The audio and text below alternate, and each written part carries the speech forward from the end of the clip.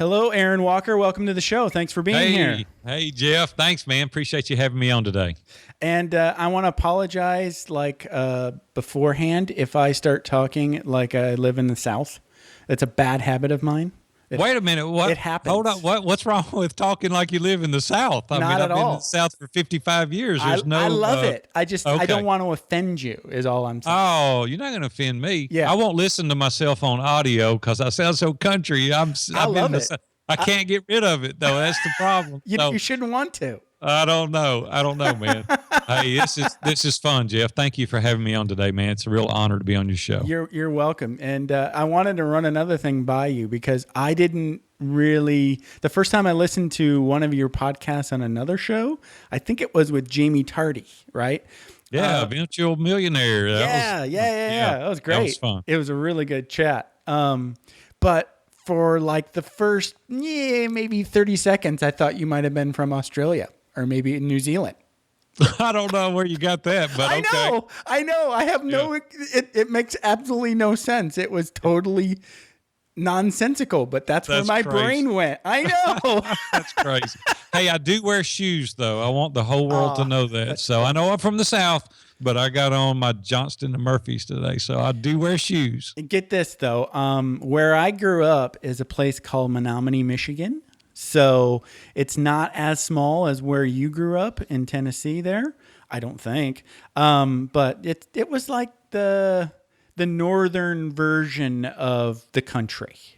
Right. Does that make sense? Yeah, it does. Okay. So we're both small town guys is my point. Now, I love small towns. You didn't grow up right in big city Nashville, did you? Well, it's just north of Nashville in Madison, Tennessee, which is, 10 minutes from downtown Nashville. Oh, so that is kind of like growing up. It's all morphed into one now. It's all Nashville. You say Hendersonville or Madison or whatever, and it's easier to say Nashville. Everybody knows, country music, Music City, USA right here. So it's just easier to say Nashville. Amen. So let's get into some of your vrooming and your veering. That's what we do here.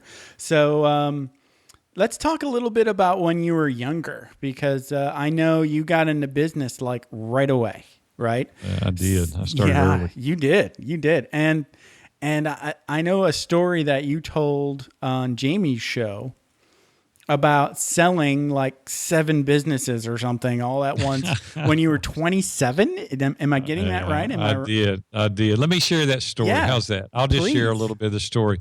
So at 13 years old, my dad asked me to help him one summer. He was a general contractor, and he was going to remodel this pawn shop. And so I went and helped him, and I thought, this is intriguing. It's down the road from my school. And I asked the guy that owned it, I said, when you get open in August, I said, what about hiring me? He said, what would you do? I said, I'll clean up the store. I'll wipe these showcases down. I'll do whatever you need. And he said, you're hired. It was like that quick. I said, the shortest interview in history. It happened right there. And so I started working there, fell in love with the business. And then at 18 years old, met a couple of guys that had a lot of money. And I proposed to them that we open our own store. They agreed to it. Man, business was just like unbelievable right out of the gate. There was 3 of us. They were silent partners, and they had the financial wherewithal, and I had the experience. And we paid off a 10-year loan in 36 months, and we had the store paid for by the time I was 21 years old. Robin and I got married 2 weeks out of high school, which is crazy now that I look back and think, I think back, man, 2 weeks out of high school, we get married. And so we've got this store, and, a year later we had a couple of girls. And so life is good, business is good. But Robin and I decided to delay gratification. We said, we don't want to get the big house and the big car. We want to live very modest, and we want to pour all the money back into the business. We want to grow this business. Because both of us come from very humble background. My mom put canned goods in the pantry during the summer, so the winter we'd have things to eat. I'm serious. Yeah, my parents did that too.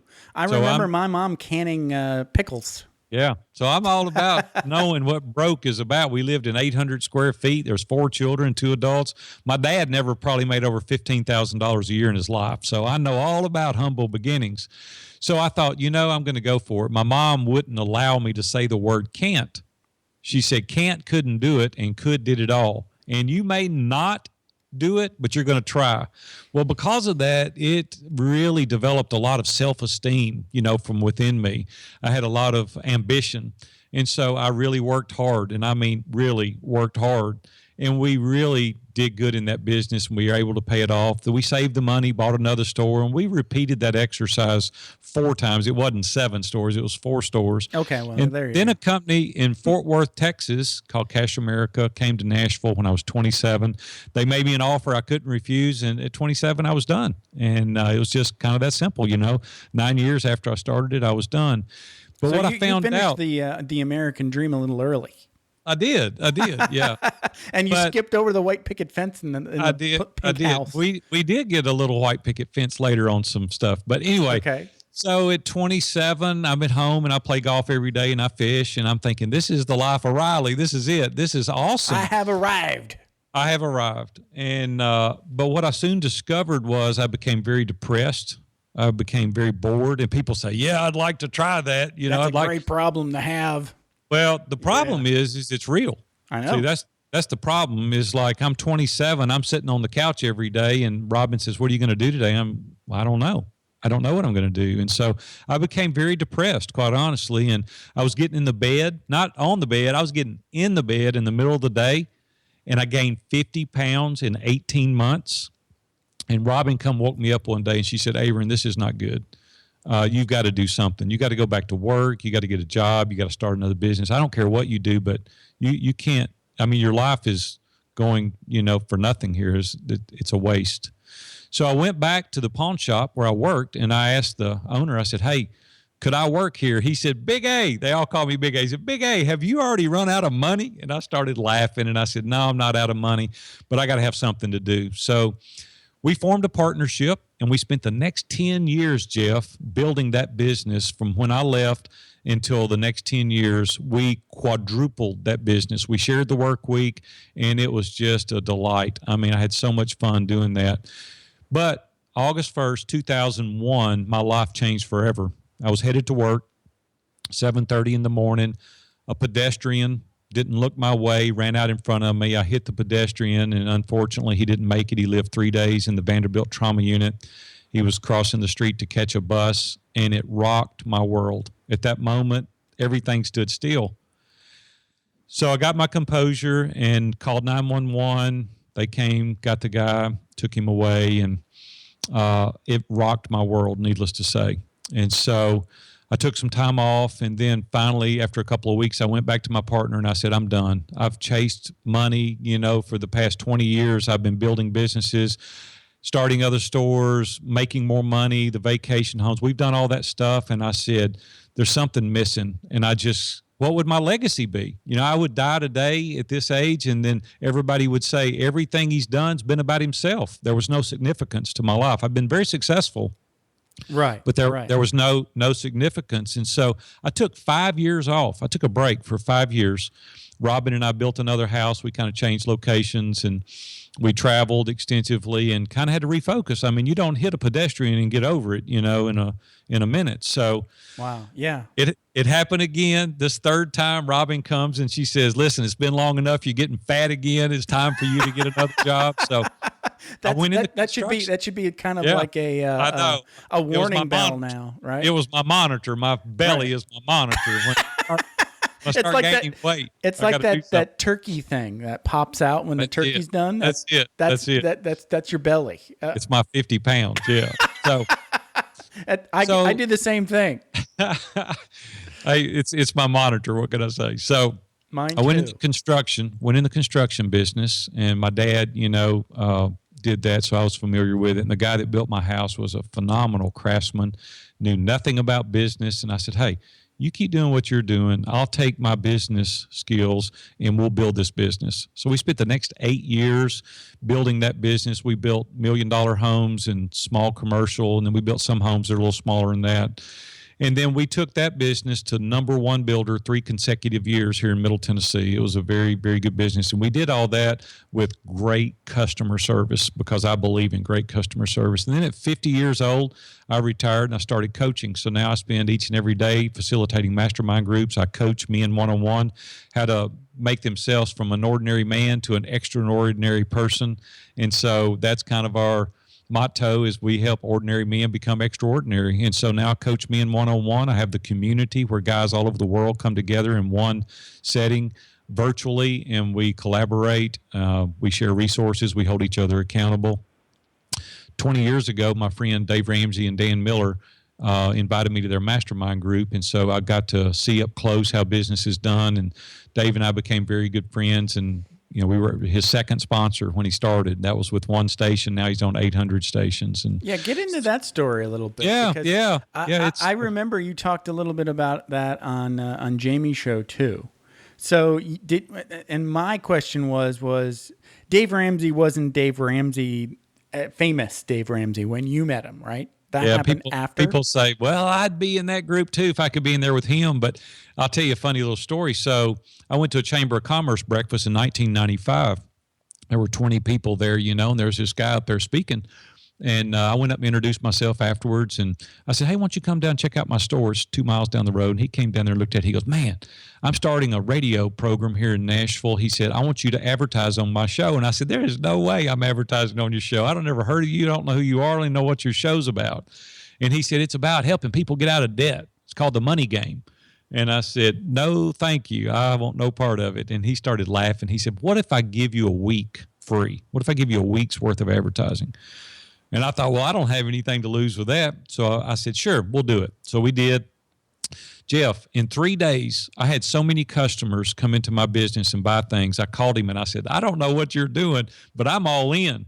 And we signed an annual contract. And I've been on Dave's show now as an advertiser, either a business I own or have owned for 2 decades.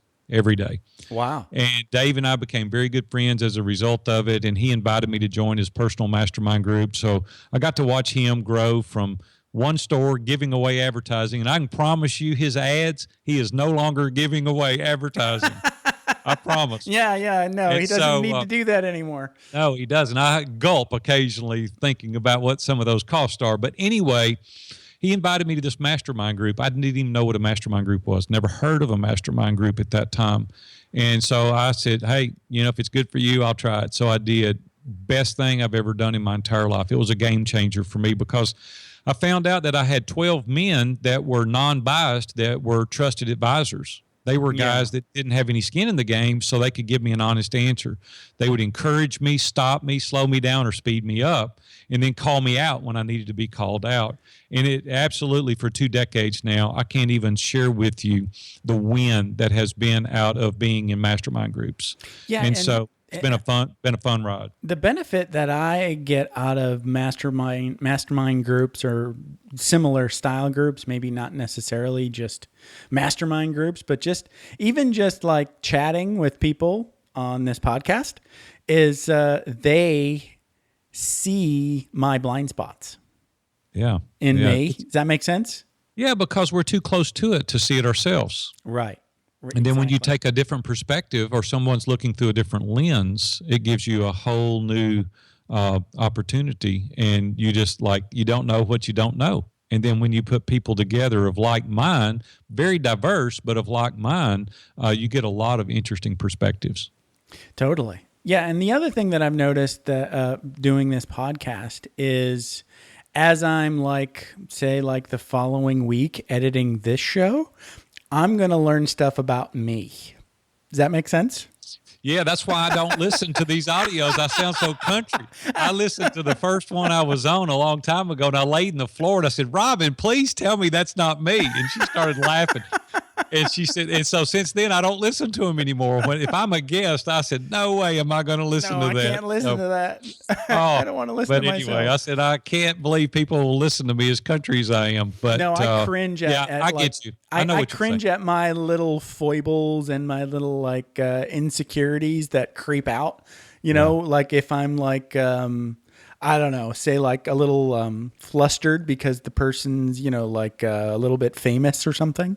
Yeah. And I, I'm doing those weird little things that you might expect somebody in their 20s to do, like little sucky uppy things, and that's just one example from like a couple of guests ago. But it's just, it does make me cringe in the moment, but I see that it has a huge personal growth benefit. is what It I'm just trying makes to you get at. better. It just makes you better. Exactly. Right? Yes. Yeah, there's nothing wrong with it. None of us Right. have arrived, right? We're all No. a bunch of knuckleheads trying to figure it out. And so it takes people, to aid you on, to inspire you, to encourage you, to critique you. You got to subject yourself to that kind of scrutiny willingly. Right. See, nobody will do that if they're forced into it. But if you're willing to subject yourself to constructive criticism and that open dialogue and people to scrutinize what you're doing, it's not to criticize you, it's to make you better. And we all want to be better, right? The day I get where I don't want to be better, man, I'm done. I want to learn to be content, but I don't want to be complacent. Yeah, therein you just hit on a nugget of wisdom that is a recurring theme, not only in my show, but I listen to other self-help podcasts. One of my favorites is Eric Zimmer's One You Feed. I don't know if you've ever heard of it or not. If you haven't, but I want to be on there. It's a great show. Yeah, I'll do an intro for you. The host. Yeah, give me an intro for sure. But he talks a lot about that what you just said, that learn to be content but not complacent. Content but relaxed in your growth. Yeah. See, people think that they acquire more, they're going to be happier. Right. And that's happiness, not true. And you already knew that. You figured that one out when you were 27. Yeah. You had Monopoly money and you were depressed and sad on the couch. So you know why? Because happiness is not a trait, it's a choice. So and true. Regardless of where you're at in life, you can choose to be happy. The only thing we're in 100% control of is our attitude, right? Are you half full or are you half empty? Right. And so you can learn to be content, but I don't think by any means whatsoever we should be complacent. Man, I want to move the needle. I want to move. I want to grow. I want to go forward. I want to be hugely successful, but I want to learn to enjoy this conversation with Jeff right now. I want to enjoy the moment. Amen. Not I'll be happy when I get over there. If I can just get 100,000 more, then I'll be happy. Right. That don't work. It don't work. I'm telling you, it don't work. That's an if-then statement that is going to lead to depression. Right. It will never. It will never scratch the itch. I'm happy. I like this sort of sentiment, and it's a work in progress. But it's sort of like I'm good, and I'm getting better. Yeah, it's good. Right. It's like another guest. I think it might have been a guest on Eric's show, talked about this whole concept of contentment / strive, where you're committed to, constant daily growth, across the spectrum of life. You always want to grow. But it's not about, if I screw up today or if I'm lazy today, then I'm no longer content. And he attributed, what was it? It was like, if a seed could talk, that's going to be an oak tree someday, but for a while it's just, like a little sapling, you can't, if you walked up to it and went, look at you, you're just a weak little sapling. It'd go, I know, I'm good. Someday I'll be big, Right. Someday I'll provide you shade. It's not striving, it's part of its intrinsic being is growth. Right. Without a doubt. It's thoroughly content being what it is, and it's growing. Because that's just part of its being. I like that. Yeah. Just don't be content. I mean, be content. Just don't be complacent. Don't be complacent. There you go. Yeah. Complacent would be the guy that's getting fat on the couch.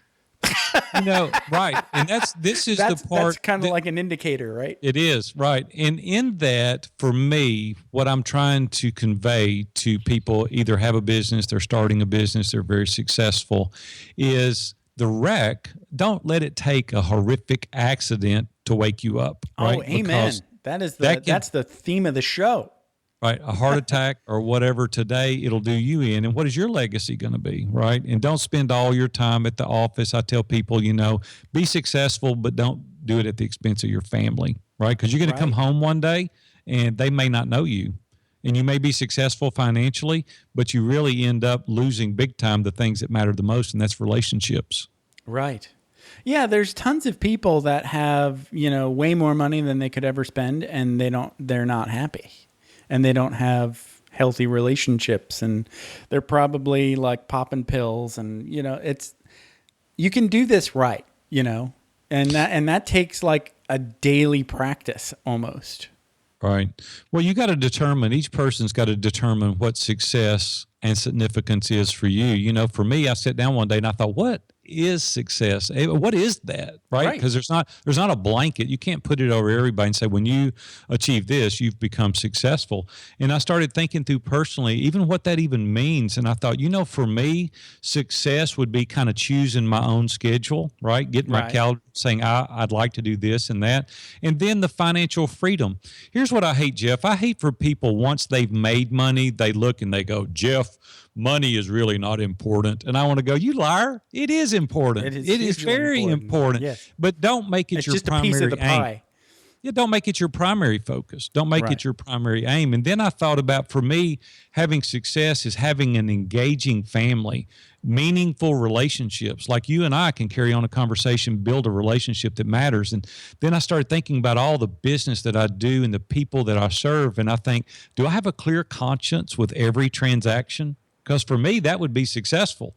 To think that I haven't cheated anybody, I've given them more, than I should have. I've taken care of them. I've really looked out after them. I didn't try to take advantage of anybody. And then I thought about that 50 pounds of mine. I thought, I need to take care of myself better. I only got one body, and I need to take care of myself better. And then I said, for me, knowing where I'm going, having a clear sense of direction would be very successful. And I want to establish goals, and I want to dream big. And, I'm a Christ follower, so my faith is really important to me. And I thought, I want to be able to trust in a higher power. I want to have meaning and purpose in my life. And then at the end of the day, when it's over for me, I want to look back and people say, that was a guy that had great wisdom. And then I thought, what does significance even mean? I mean, how do you even define significance? And I thought, for me, it's like meeting the needs of others. Like if Jeff needs help, I want to come help you. And then I wanted to learn to fully engage you in our conversation. Here's what happens. People are too busy thinking about what they're about to say rather than listening to the person they're talking to. And there's where we get really sidetracked in business, because if you would listen clearly and just help them meet their goals, you would be tremendously successful. But we're too worried about making the sale. We're too worried about giving them what we think they should have rather than fully engaging and listening.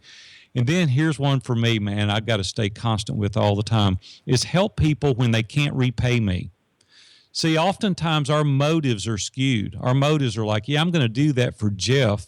And if I do, he'll hook me up with that other podcast host, or he's connected and he know. And I'm like, that's the wrong motive. Man, my motive ought to be to help you. It ought to be to reach out, help you obtain your goals. And I have to fight that. I suppress that all the time. I'm like, man, I got to work on that. I got to be better at that. People say they're busy. It's like, I want to help people now when it's not convenient for me. Then I'll know I've really kind of stuck my neck out there and I've done something, even though it wasn't convenient. And then I always, in every business I've ever owned since I was 18 years old, I wanted to provide above the minimal requirement to make the deal. People remember that. When you reach out, you give them more, you give them service they didn't expect, you provide more equity. It is a game changer for people. And then I realized that if I really pay attention, I can aid others for the benefit of their family tree, not just mine. And then I wanted to have the foresight to invest long-term. See, I don't like short-term anything. I like long-term stuff. Because then when you do it long-term, it's the bigger picture. You can change other people's family tree. Yeah. And so for me, you can live successful and you can live significant as long as we keep this focus. Yeah, it's like you're optimizing for the long game, and that's beyond your life, which is, I'm definitely into that. So tomorrow gets here before you know it, right? I mean, it'll happen. Well, minute, if you're like me, I don't know if you're like me in this way, but I watch a lot of those YouTube things where they talk about space and time on PBS. Right. The future's already here. Yeah, it is. Yeah. It's already occurred. You're just shaping it. I know. Right. That's a really neat concept too. Yeah. So can you drill down a little bit more into the story of some of your feelings that were going on after that accident? So just no, I don't want to dwell on it. I don't want to get doomy and gloomy, but just so people get a little bit of insight. I know these if you don't want to talk about it, that's fine.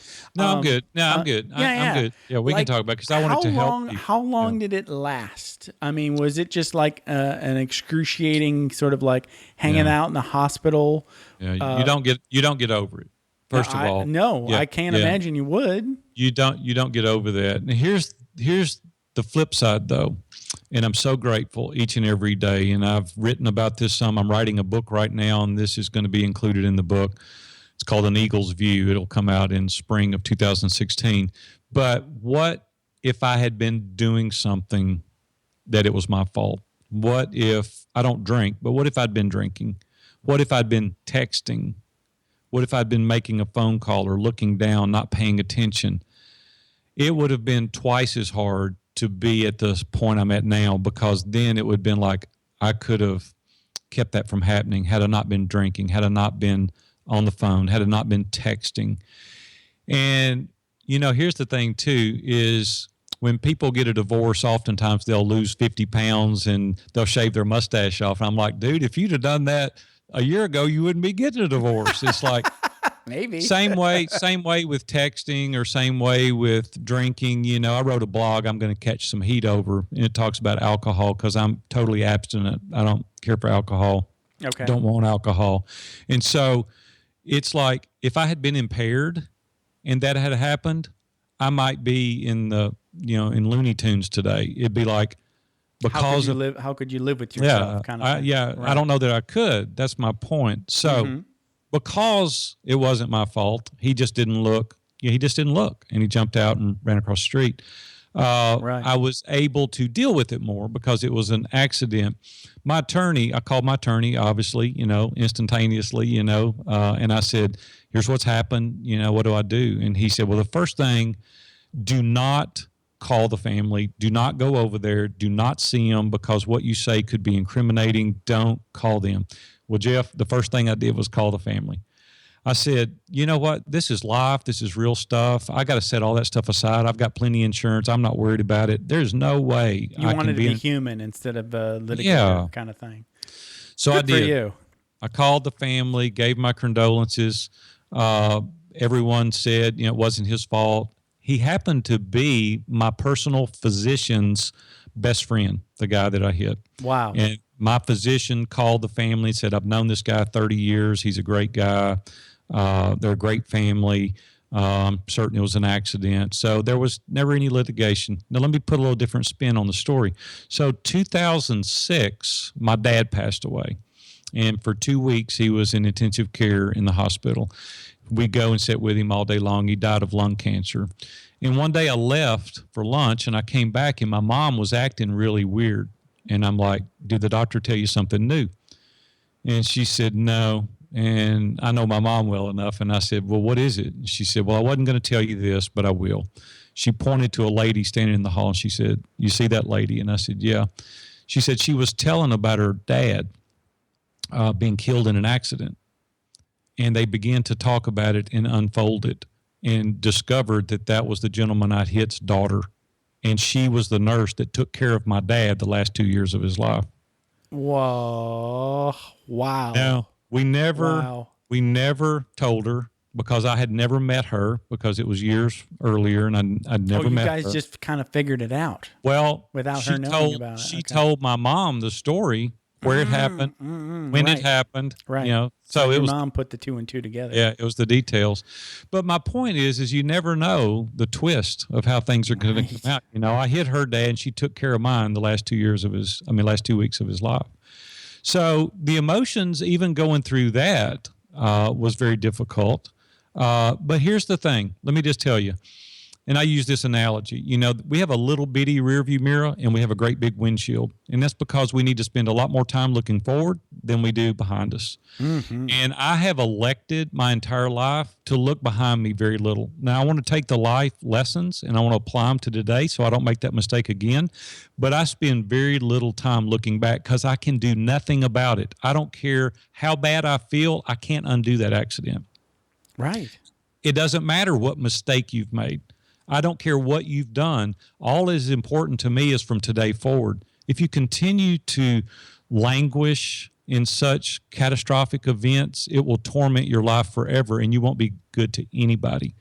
James Ryle was one of the guys in my mastermind group, and I was going through a very dark time many years ago during our mastermind meetings. And one day he called me on the phone. I was in Ace Hardware in Hendersonville, and it was on a Saturday morning. We never talked to each other on the weekend. None of us did, because we spent time with our families. Mm-hmm. And I thought, man, something bad's happened, or this is going to be really good, one or the other. And so James said, Aaron, you got a minute? And I said, sure.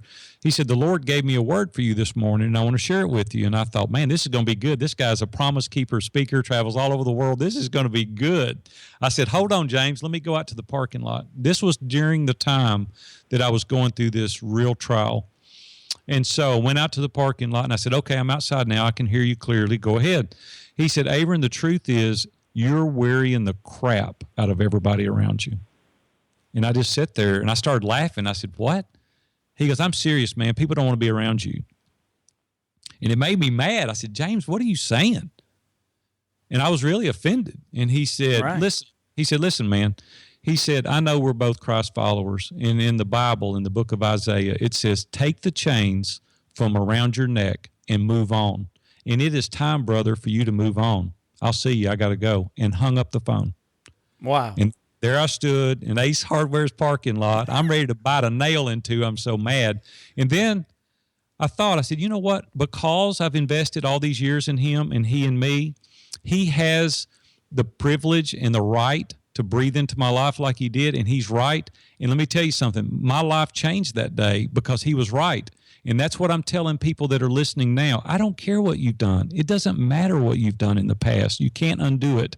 What you need to focus your effort and energy on is what's ahead of you, and forget what is in the past and strive on to what's forward. So you can do the same. If you've got something holding you down, man, get rid of it today. Let it go. I'll tell you what we did. You said this was to talk about things that you didn't normally talk about on shows. Right. I'm going to tell you something else that's really personal. I'm going to tell you something that's really personal. I love it. I don't think I've ever told this story. I've been on 120 interviews this year. I don't think I've ever told this story. This is your confessional. Well, let me tell you, maybe there's a priest out there, but let me tell you something that really helped me move on. This is an activity that I did that really helped me. I couldn't get over this thing, and I'm not going to share that. It's too personal. It doesn't matter what it is anyway. We all got our stuff. Sure. So a friend of mine told me to do this exercise. So Robin and I, with two other couples, got together at a buddy of mine's house. We sat on his patio. He's got a fireplace on his patio, and we listened to some praise and worship music. We had some prayer time, and I wrote a letter about that incident. I wrote a letter about what I was troubled about, and I burned it. On February 23rd of a certain year, I burned it, and I was able to put a stake in the ground and say, today, I let this go. See, what happens is we do things and we can never point to a time where we said it's over, it's finished, it's done.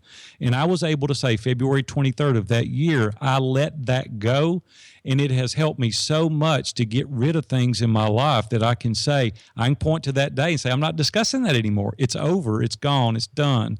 That little activity, if you've got something you can't let go, do that activity. Get 2 or 3 friends together, have a fire, write the letter, put it in the envelope, seal it, and burn it, and you let it go. Yeah. Now, I don't know if that's a Vroom or a Veer, but whatever it is, that is a thing that has really, really helped me overcome some of these obstacles. I'm going to tell you something. I've done okay in business and all that. It is not all uphill. Let me just tell you, it's very, very up and down and flat and sideways. You know, being a successful entrepreneur is not like straight up. And I'm telling you, there's dark days, there's dark times, but you grow from them. It's like building a muscle.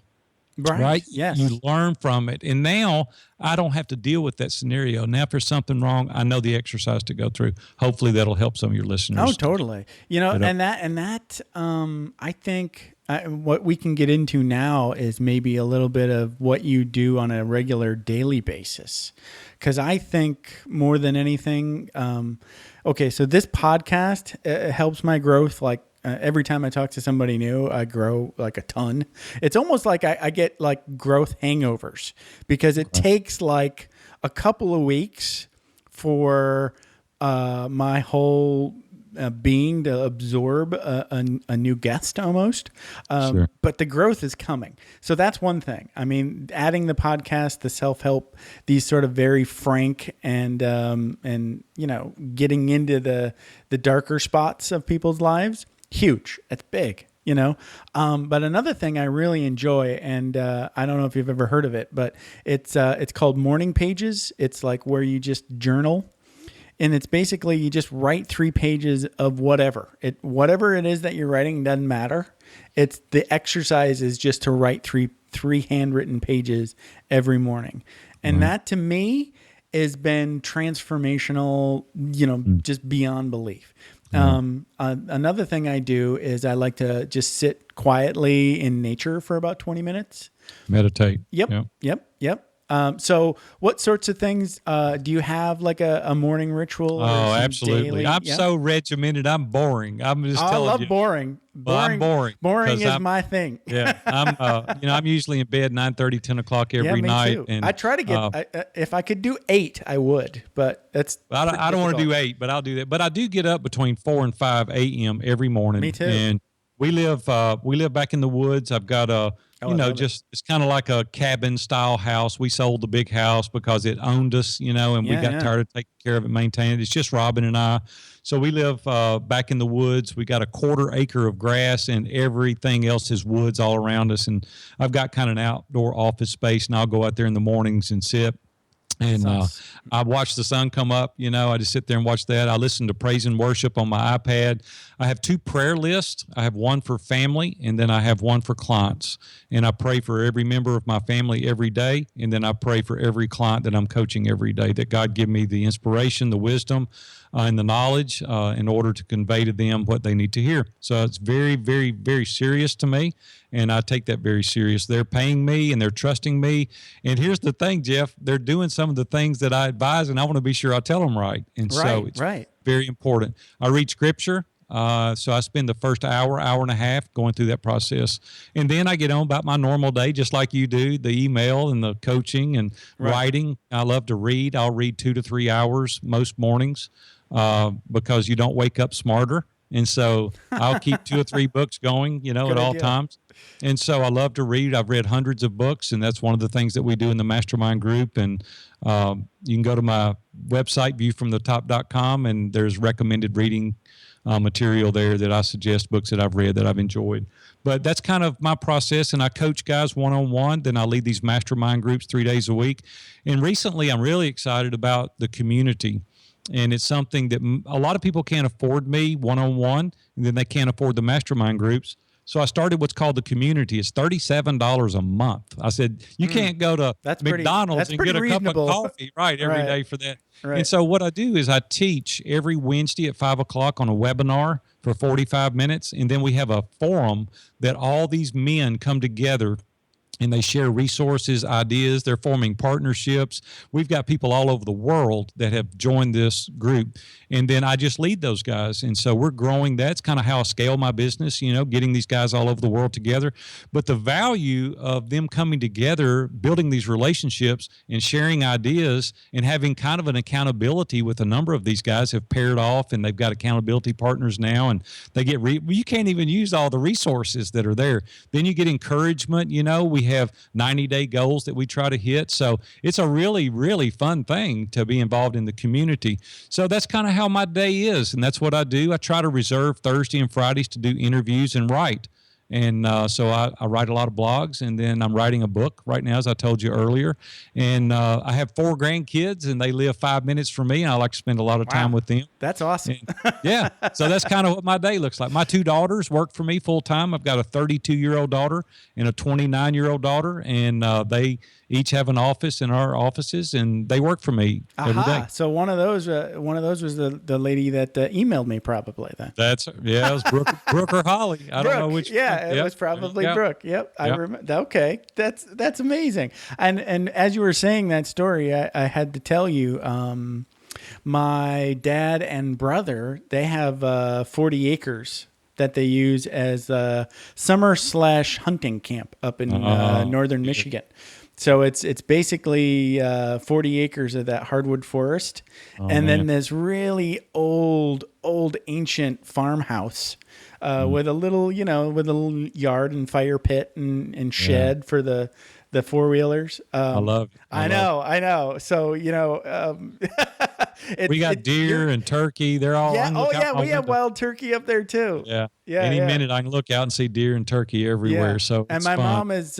mom is obsessed with feeding her birds. So Yeah. they get like tons of bulk bird seed and feed Yeah. the chickadee. And then they also use like leftover bacon grease and sugar water to feed the hummingbirds. That's hilarious. I'm looking at them out my window. I'm at my home office today. My wife does the same, and I'm watching two feeders right now. There's birds out there everywhere. So, you know what? It's Nature these is simple awesome. things. Nature. It's the simple things. Yeah. Right? It's Right. not the big expensive things, No. it's the simple things. And it's these relationships, it's nature, it's all those things that really do it for us ultimately long term. People get stressed out, they go to the country, right? They get out of the city, they go to the country. Right. Right. And that's why I chose to live in the country. Maybe I won't be quite as stressed out. But these simple things, man, living your life that way is really enjoyable. Yeah, I think we share a lot of common points here. Love of nature, and I don't necessarily follow Christ anymore, but I was raised Lutheran, so I'm familiar with all of that faith tradition. I've actually been on that spiritual journey, and I've kind of like. I don't know if it's fortunate or unfortunate. Who can label it anymore? But like at some point in high school, I sort of started just steering away from that and going, I'm gonna try some other things, and I'm still on that road. As far as like where my faith is, I mean, it's there. I have a faith. It's just not the written down religion kind anymore. And I don't. It's great. What I think. It doesn't matter what faith you have. I just want, I would love for everybody to have a faith, if that makes any sense. Yeah, we can at some point, because it'd take a lot longer than the rest of our time to discuss that. Maybe I can come back on at some point. We can discuss that. I don't like to debate religion or faith, not but I love to talk about it, right? I love to discuss that. Sure. But just my personal faith is in Jesus Christ. Sure. That's just my personal and faith. That's great. And that's really, for me, the scripture teaches it's the way, the only way. And, everybody's got an interpretation of that, but it's just the way I like to believe. No, and I think that's great. I think everybody needs to find the way that works for them. That's just, that's my personal belief. So there you go. It's your show, man. You can say whatever you want. And I'm a guest. I'm like an evangelist. I can say what I want and leave too, and I don't have to deal with what's left over. So it's a great platform for both people. It's a win-win situation. Yeah, that's awesome. Yeah, I agree. So let's see. So now, what's keeping you busy outside of coaching? I mean, what do you do for fun? I love to hunt. I love to fish. I love to play golf. Man, you would get along with my brother. I know. I know. I want to talk to you after we get off the interview about that little camp up there. I'd look good sitting in that little log cabin you're talking about with that fire going. But yeah, my grandkids are really my life. I mean, I go to all their sporting events, their school activities, the ones that we can go to, the field days. My That's great. Grandkids live 5 minutes from me. My two daughters live across the street from each other. They live on the same cul-de-sac. So all the kids get to play with each other every day. They're always spending the night at each other's house. They're being raised like brothers and sisters, so that's been a real cool experience also. But we're real family. Here, we're all about family because my dad and mom raised us that way, and making money's good, making other relationships is good. All those things are great. Money's fun. All those things are good. But, the core, the family unit is really important to us. So we spend a lot of time with family.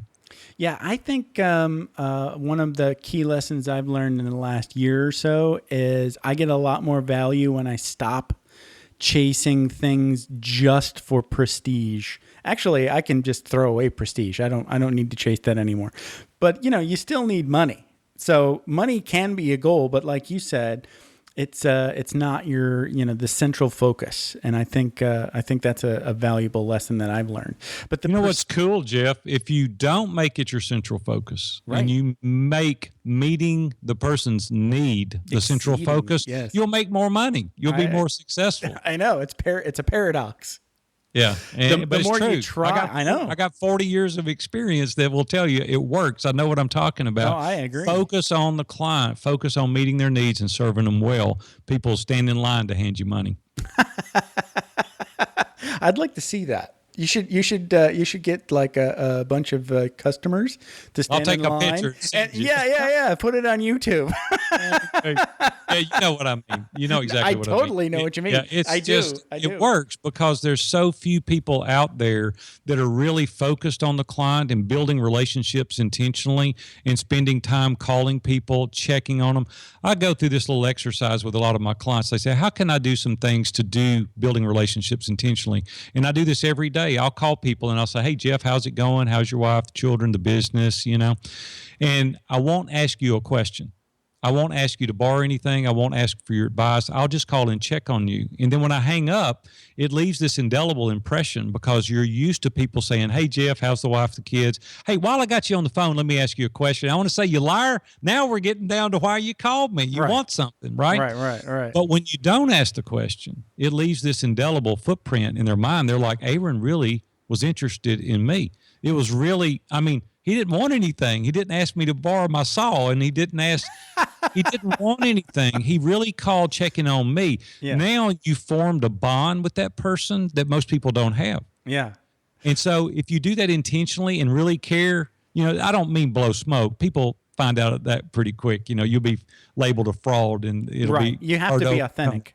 No, if it's not authentic, don't do it. Don't waste your time. I agree. Yeah, I've got a buddy that I've known since like the 4th grade. Maybe even like before that. But anyway, he's got like a whole house full of kids. So, and he's, obviously busy. So, but whenever he's like in the car on the road, I'm his entertainment. He gets on the phone and he calls me. He says, "What's up?" Right. And then we'll talk. And then as soon as he gets to the store or wherever he's going, you go, "Okay, see ya." And I'm like, "Okay." Right. He's done with you. He's done with me. He's using you, Jeff. He's using you. I'm okay with it. He can use me all he wants because all we're doing is, just catching up. That's it. Something else that a little exercise that I help guys kind of visually see. I'm sure within reach you've got a cell phone, and then when that phone rings and you look down and it says Aaron, and something comes to your mind. Every person that calls you, when you look down, you see their name, something comes to your mind. It's either this is going to be exciting, this is going to be energizing, empowering. He wants to borrow something. It's fun. Ew, I'm not answering that one. or he sucks the life out of you. Or oh God, what does he want? Right. But that same thing happens to everybody. So when Jeff calls and your name shows up, what do they think? See, I want to be the guy that's like, man, they can't wait to answer the phone because this is going to be encouraging, empowering. I'm going to lift them up. I don't want to be the leech. I don't want to suck the wind out of the room. I want to be that guy. And when you're that guy, people want to be around you. And because they want to be around you, the reciprocity happens, and they will buy your widget and they will buy your service, and your business will flourish if you're that guy. If you're the other guy, you got way more obstacles to overcome. And I'm saying, try to be that person. Intentionally be good. Intentionally be generous. Intentionally do random acts of kindness. Intentionally lift people up. And when you do that, your life changes as a result of it. Not only their life, but your life will be better because of it. It's true. And I can share now because you just made me think of some things. So like when I retired from the Air Force in 2008, I worked like 2 jobs back to back for about 3 years. And then I took some time off to go back to school. And during that, say like 2008 to nowish, I was a little bit like you on the couch. I actually went through a period just recently, maybe like a year, last year. Yeah, last year I was trying to fill my time and make money at the same time without getting a job. So one of the things I did to do that was I was driving for one of Uber's competitors. It's called Lyft here in Los Angeles, Lyft. And while I was doing that, I was also, here I am. I don't know where I'm at and I need to use the bathroom. Geez, I guess I'll go to this fast food place. Oh, and if I'm here, I can't not buy something. So that was how I talked myself into gaining my 50 pounds. I understand. I'm like you, though. It's only about an 18-month period out of 55 years that I was hanging out on the couch. Other than that, I've been busting it. So Good for you. It's a lot of hard work. Yeah. No, but what I learned like recently was up until a certain point, I was giving myself permission to be bad. Does that make sense?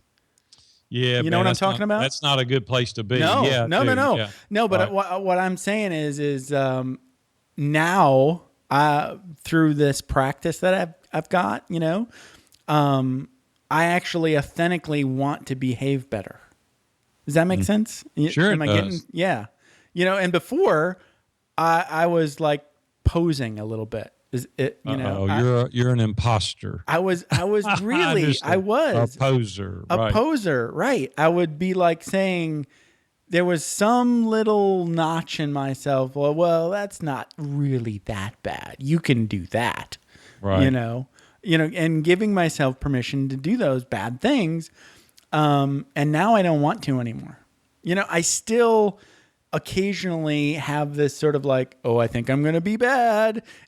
But I actually don't want to. I authentically am trying, to come up with, healthy alternatives. Like what you were talking about. You just like abstain from alcohol altogether. Now, I still, let's see, I'm on a diet that only allows me to have a beer once a week. Mm-hmm. So I do. And I'm okay with that. Once a week, not that bad. I do wine still, right? But, it's like now I'm looking for ways to like not have wine at all. So, well, they quit. I mean, it ain't that hard, right? If you're not addicted, one of my clients wrote on his That's great. form, I love that. he said, I love that. He said, one of the goals that I have is stop drinking carbonated beverages. Mm-hmm. And I called him and I said, Matt, are you serious? And he goes, yeah, I'm dead serious. I've been drinking these things for 30 or 40 years. I said, you're done. As of today, you're done. And he goes, what? I said, you're done. He texted me yesterday. It's so funny we're talking about this. He goes, it's been 1 year since I had a Coke. And I started laughing. So I'm just telling you, man, quit. Just stop. It's not that hard. Just make up your mind and quit. If you don't want to do it, stop. That's true. That's hilarious. It is hilarious. It is just excuses, isn't it? I hate excuses. Right. It's like, Thanks. hey, I go into a meeting. Coaching right there. Just quit. I go into a meeting and everybody's got an excuse. It's like, hey, I'm sorry I'm late. The traffic. I said, but the truth is you didn't leave on time. If you'd left earlier, you'd be here on time. Right. Just say it. Right. Just whatever it is. Just say, hey, I'm sorry I'm late. I didn't leave on time. Yeah. No, you're right. Quit. I'm going to be your accountability partner, Jeff. You just got to do it. I'm going to check in on you regularly and see. Now you have to be on the show a little bit more often because I know. Now I can just every time I want a new thing to not be in my life anymore, I'll just call Aaron and he'll just say, "Just quit. Stop. Stop doing it." You've had some of my buddies on your show. Michael O'Neill's been on there, Chris Brogan, and some of those guys. I know those guys. And then Jay Massey. Jay was in my mastermind group for a while. Oh, he's awesome. And yeah. So you've had some folks on your show, and I'm going to go to them and say, Jeff quit drinking on this episode, and I just want to tell you hold him accountable. I'm going to tweet Chris in a minute and tell him. No, I'm just kidding. I wouldn't do that to you. When I do quit, I'm going to let you know. That'll be awesome. But now you've planted the seed, and I don't think I can keep drinking anymore. You're done. I might. You're going to think about this conversation when you pop that cork, and you're going to go, Big A said I got to quit, man. I'm done. So I'm done. It's not hard. Oh, you know what though? What I've figured out helps. Because just quitting may not work. But if say after I get home in the evening from a yoga class, instead of turning the TV on, I read a book and turn on some music. There you go. Then wine is not involved in that process. So it's a habit. Have you read Charles Duhigg's book, The Power of Habit? No. You need to read that book, man. It's killer. It's a great, great book. I don't know if you talk about books on your show or not. I do. That one. And the next book is Essentialism. Greg McCowan. Oh, man, you are like, I don't even know. I just downloaded that book, so it's on my iPad and my Kindle. You've not app. read it yet? I am in the process of reading it. Okay, I'm on my third time. So Essentialism teaches you how to get the non-essentials out of your life and focus on the vital few things that are important. And if you'll implement that strategy and quit being a mile wide and an inch deep, and focus down, be an inch wide and a mile deep, man, you talking about being successful. Less but you'll better. Get some stuff out. Oh God, less but better. Yeah. Greg McCowan knocked it out of the park with that book. And that's so much about what Vroom Vroom Veer is all about, because vrooming is people being busy to be busy. They want to be able to run around and ignore people because they're busy, right? I can't stop moving. I'm moving. Yeah. Activity doesn't necessarily mean productivity. So. Exactly. Yeah. So, yeah. Yeah, and then if you're not, then you feel guilty. Right. Without a question, but you need to focus on the things that are vital. Yeah, right? important. The things that you value. Well, Jeff, you're an awesome host, man. I've really enjoyed being on your show. This has been a fun time. This has been a good time. So it's fun. let's go through your viewfromthetop.com, right? Yeah, that's the website. All the ways to find me at viewfromthetop.com. Like I said earlier, the community is something, man, we're really trying. My niche market are men, because I've been dealing with men for 30 plus years in these accountability groups I'm in and mastermind. So my niche market is men. Right. The community, one-on-one coaching, the mastermind groups. I get 10 guys together virtually. I have people all over the world that come together virtually. Same 10 guys meet every week. And, man, they're doing life together, just like I've been doing in person here in Nashville for 2 decades. It's the same experience. It's life-changing. So I would invite you to that. I do one-on-one coaching, people that really want to take their business to the next level. We really go through some strong accountability. We really look at it from a different perspective, and I can help you achieve those dreams and goals that you want to accomplish. I'd love for you to reach out. Twitter is at VFT Coach, like View from the Top, VFT Coach. Gotcha. My email, my phone number, everything. It's easy to get a hold of me if you want to find me. So yeah, and listen, I'll put links to all of those things in the show notes. Yeah. Let me tell you, I wanted to give something to your listeners. Is that okay? Can I give them a gift? For sure. Okay, Here's what I want to do. I've created a landing page, and it's called viewfromthetop.com/Veer, VEER, all in lowercase letters. Perfect. There's 3 documents I want to give you. One is called personal assessment, where you really look at your identity, your values, your needs, your faith, your career, your relationships, and you really do a deep dive kind of about yourself. The next one is what most people don't do, is what do I want? Most people don't know what they want in life. They want bigger, better, faster, shinier, right? Right. and the truth is we need to design a life intentionally that we want to live. We need to live proactively, not reactively. So I created a 3-page document that helps you get your life centered in what you want. It asks very specific, pointed questions. The third one is called Steps to a Productive Day. And I help you start on that very boring regimen I talked about earlier in your morning rituals, and it takes you through your entire day, all the things you need to accomplish. And it's kind of like a checklist, a to-do list on steroids is kind of what it is. And I've made these for free. There's no charge. I've took off any price off of them. I'm going to give them to your audience. Go to that landing page, viewfromthetop.com/Veer, and download every one of those. Help yourself. I hope it's a catalyst to help you live a successful and significant life. Well, I'm going to check it out. And you better, because one of your goals is quit drinking wine. So I already know what the first line is going to be. Quit drinking wine. There you go. There you go. Done. Done. I'm going to see if you're a man of action or if you just talk a lot. So we'll find out. We'll figure it out. It's been fun, Jeff. Thank you, Aaron. Thank you for being here. Thank you for having fun with me and sharing your stories that you don't get to share on other podcasts. I appreciate it. You're awesome. See you, buddy. All right. Thanks. Take care.